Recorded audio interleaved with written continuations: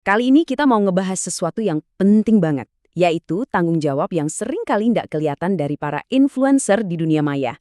Nah, bahasan kita ini didasarkan pada obrolan yang dalam banget antara Raymond Chin, Felix Yao, dan Stephen Wongso. Oke, kita langsung aja ya masuk ke jantung permasalahannya. Kita bakal mulai dari sebuah peringatan yang jujur aja cukup mengejutkan tentang ancaman terbesar di dunia kita sekarang. Jadi, menurut World Economic Forum nih, ancaman paling gede buat kita semua dalam 2 sampai 5 tahun ke depan itu ternyata bukan perang atau krisis iklim. Bukan. Tapi justru misinformasi. Gila kan? Dan ini tuh bukan cuma soal data statistik biasa loh. Kalau kita lihat dari kacamata teologis, ini tuh dianggap sebagai senjata dajjal. Sebuah alat penipuan paling canggih yang tujuannya ya buat bikin kekacauan di mana-mana. Nah, ini nih yang bikin kita mikir. Selama ini kan kalau kita dengar kata misinformasi, yang kebayang pasti berita bohong, scam, atau propaganda ya kan? Tapi, gimana kalau ternyata bentuk misinformasi yang paling rusak itu justru sesuatu yang jauh lebih samar, lebih halus? Oke, mari kita lanjut ke bagian berikutnya, yang ngebahas sebuah teori yang cukup kontroversial. Teori ini mencoba mengungkap siapa sih sebenarnya pelaku pembodohan massal ini. Jadi gini, menurut Raymond Chin, influencer yang paling bahaya itu bukan yang jelas-jelas nipu atau bohong. Bukan. Justru yang paling parah itu adalah mereka yang mungkin tanpa sadar justru bikin audiensnya jadi malas mikir. Contohnya, ya lewat hal-hal yang kelihatannya sepele kayak budaya giveaway itu. Nah, inilah yang akhirnya menciptakan lingkaran setan ketergantungan. Para pengikutnya jadi kehilangan kemandirian, mentalnya jadi kayak kasihani aku dong, kasih aku sesuatu. Dan kalau udah begini, mereka jadi sasaran empuk buat segala macam bentuk manipulasi. Oke, jadi intinya, niat itu penting banget kan? Tapi, pertanyaannya gimana kalau seorang influencer sama sekali nggak punya niat jahat, tapi kontennya tetap aja bikin bencana? Nah, ini yang menarik. Raymond Chin cerita pengalaman pribadinya sendiri, dan ini contoh yang pas banget.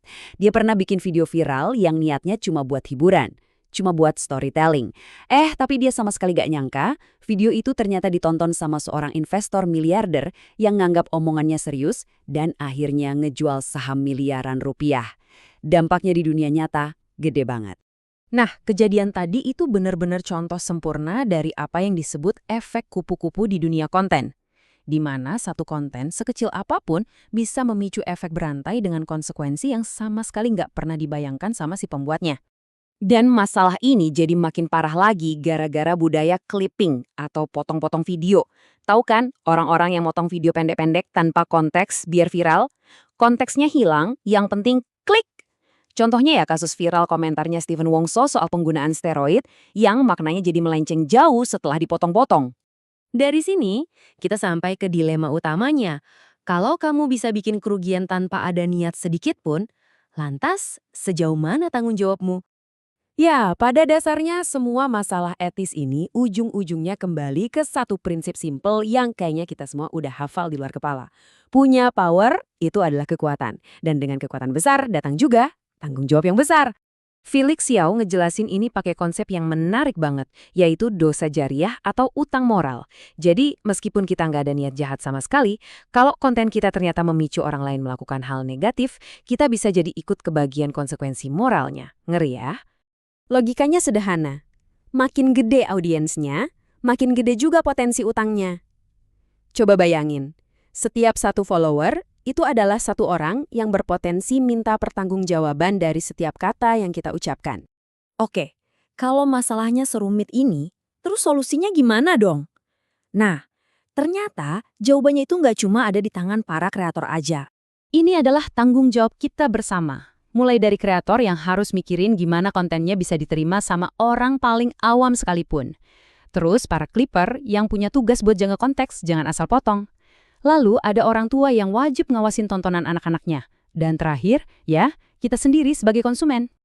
Inti dari semua ini adalah, di zaman serba digital kayak sekarang, kemampuan berpikir kritis itu bukan lagi sekedar skill tambahan. Bukan. Itu udah jadi mekanisme pertahanan diri. Cara kita buat bertahan hidup. Semua ini akhirnya membawa kita ke satu pertanyaan terakhir untuk direnungkan. Di era di mana informasi nggak ada habisnya dan pengaruh bisa datang dari mana aja, pada akhirnya siapa sih penjaga terakhir pikiran Anda?